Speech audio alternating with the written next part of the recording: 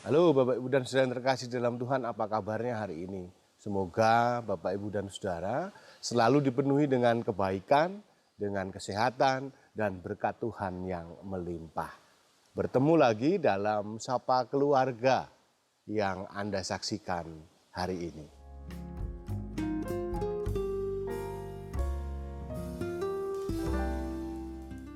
Perkenalkan Ibu Bapak, Saudara-saudari yang terkasih di dalam Tuhan, nama saya Yogi Hapsoro. Saya pendeta di GKJ Jenar Keparang, Purworejo. Saat ini saya berada di GKJ Jatirejo, Pepandan Durensari. Gereja di mana saya konsulen sejak tahun 2015. Saat itu ketika saya diangkat menjadi konsulen GKJ Jatirejo, khususnya di Pepandan Durensari ini, gedung gerejanya mengalami kerapuhan sehingga ambruk separuh. Cilakanya itu Bapak Ibu dan Saudara, saya mendapatkan anugerah berupa rubuhnya gereja ini. Saudara-saudara, saat sudah mau menjalankan tugas, tetapi saya menerima berkat berupa gereja yang ambruk. Sudah lumrah, sudah tanpa harapan, sudah jalannya di sini itu jelek. Gereja ini desa di perbukitan Menoreh, Kecamatan Bagelen, Purworejo. Jemaatnya juga tidak lebih dari 50 yang isinya adalah orang-orang tua. Jumlah keseluruhan jemaatnya itu nggak lebih dari 50 orang. Boro-boro mereka berpikir untuk membangun gereja. Persembahannya untuk menghidupi kegiatan gereja saja Senin dan Kemis. Maksudnya Senin dan Kemis baru ada uangnya. Saudara-saudara yang terkasih di dalam Tuhan, menghadapi situasi seperti itu, saya merasa tanpa pengharapan. Saya merasa tidak mampu, saya merasa untuk tidak bisa mengerjakan segala sesuatu yang utama pembinaan iman juga tidak dapat berjalan dengan baik. Sudah jalan menuju ke gereja ini, kalau orang Klaten menyebutnya adalah kali asat atau sungai yang kering, isinya hanya batu dan tanah. Belum lagi jaraknya, cara menempuh ke sini ini penuh dengan perjuangan. Tanpa harapan, lumrah saya secara pribadi. Lalu jemaat di sini ya itu tadi boro-boro berpikir tentang perbaikan gereja. Kehidupan mereka juga sangat terbatas. Tapi ibu bapak, saudari-saudara, di tengah kehilangan pengharapan itu, saya mencoba mengupload di media sosial tentang kondisi gereja itu tahun 2015. Tanpa dinyana, tanpa ada yang direncanakan, ada yang menghubungi saya. Almarhum Bapak Pendeta Firdaus dari GKJ Bandung. Dia menanyakan tentang kondisi gereja. Dilanjutkan percakapan ngalor ngidul, dibarengi juga percakapan dengan Mas Indra. Saat itu, saya menerima sebuah anugerah yang luar biasa di tengah pengharapan yang sudah sepertinya hilang dan sulit dicapai. Panitia Paskah tahun 2015 GKJ Bandung beserta seluruh warga jemaatnya akan memberikan seluruh aksi Paskah di GKJ Bandung untuk menjadi modal awal pembangunan GKJ Jatirejo Pepandan Durensari. Ibu bapak, saudara-saudari, modal awal itu ya kami tidak punya dulu. Jangankan modal awal, balik lagi untuk kehidupan bergereja, gereja ini tidak bisa mencukupi dengan baik. Tetapi di tengah pengharapan yang susah, di tengah situasi yang sulit, kondisi geografis yang sulit, Tuhan mengirimkan pengharapannya lewat jemaat Tuhan. Almarhum Bapak Pendeta Firdaus dan seluruh jemaat GKJ Bandung untuk gereja di tempat ini. Pengharapan adalah sesuatu yang penting dalam kehidupan manusia. Begitu seseorang kehilangan pengharapan, maka dengan cepat kondisinya akan semakin drop, semakin menurun, lalu kehilangan pegangan kehidupan.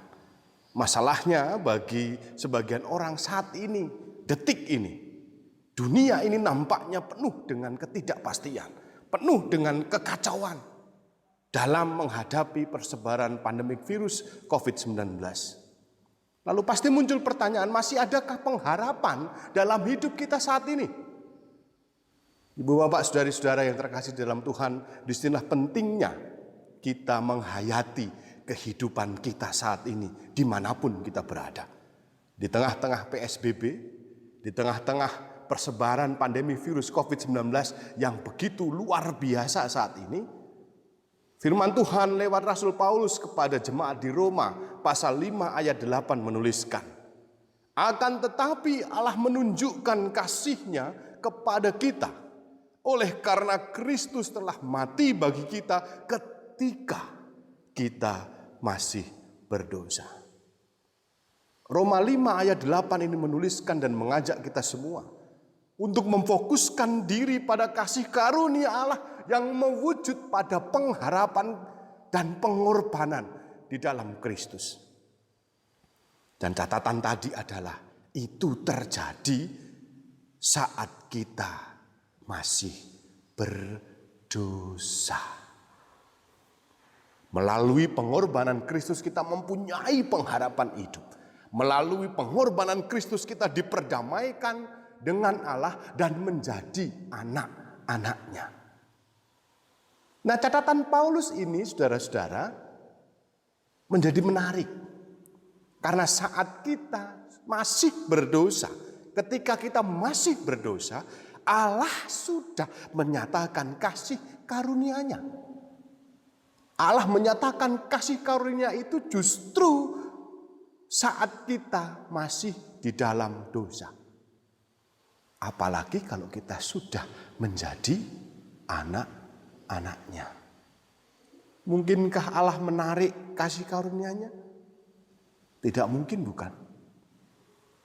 Karena itu, ibu bapak, saudari-saudara yang terkasih di dalam Tuhan Yesus Kristus, jangan pernah berhenti berharap. Sebab pengharapan kita tidak mengecewakan. Yang sering mengecewakan adalah ketika kita meletakkan pengharapan kita pada keinginan kita sendiri. Padahal terkadang rencana Allah itu bisa berbeda dengan keinginan kita. Mari bersama fokus pada fakta bahwa kita ini adalah anak-anak Allah. Kita diajak oleh Rasul Paulus untuk bersandar pada kasih karunia-Nya.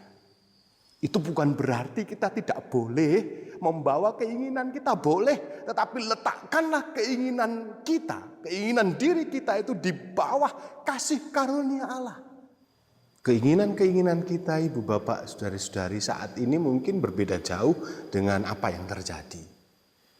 Tetapi justru mari kita saat ini di tengah-tengah pandemi virus COVID-19 ini, di rumah masing-masing, di dalam kehidupan kita, di dalam kehidupan keluarga, persekutuan, maupun di dalam kehidupan bertetangga, bermasyarakat. Kita juga harus berfokus pada fakta bahwa kita ini adalah anak-anak Allah. Kita diminta untuk bersandar kembali kepada kasih karunia-Nya. Boleh kok kita membawa keinginan-keinginan kita. Tetapi mari juga meletakkan itu semua di bawah kasih karunia Allah. Bahwa kasih karunia Allah itu lebih besar dan lebih baik bagi kehidupan kita. Maka mari belajar kembali untuk menahan diri di tengah-tengah situasi ini. Menahan diri untuk tidak mudik, menahan diri untuk tidak berkumpul, menahan diri untuk bisa mengendalikan hawa nafsu kita, hawa nafsu keinginan kita, untuk kembali bersandar pada kasih karunia Allah yang memberi pengharapan, yang memberi kekuatan, yang memberi kedamaian, yang sudah Ia nyatakan di dalam pengorbanan di kayu salib, di dalam kebangkitannya. Jadi hiduplah dalam cintanya, hidup dalam cinta kasih Tuhan, dan jangan pernah berhenti berharap kepada Tuhan. Itu juga bukan berarti kita berhenti untuk menjaga diri, menjaga keluarga kita, menjaga lingkungan kita. Tetapi justru di bawah kasih karunia Allah, kita diminta untuk bisa mengasihi orang lain dengan menjaga jarak, dengan mematuhi peraturan-peraturan yang telah digariskan oleh pemerintah. Sehingga di bawah kasih karunia Allah, kita juga taat untuk mengasihi orang-orang di sekitar kita. Teruslah berharap, terus jaga diri, Tuhan memberkati kita semua. Amin.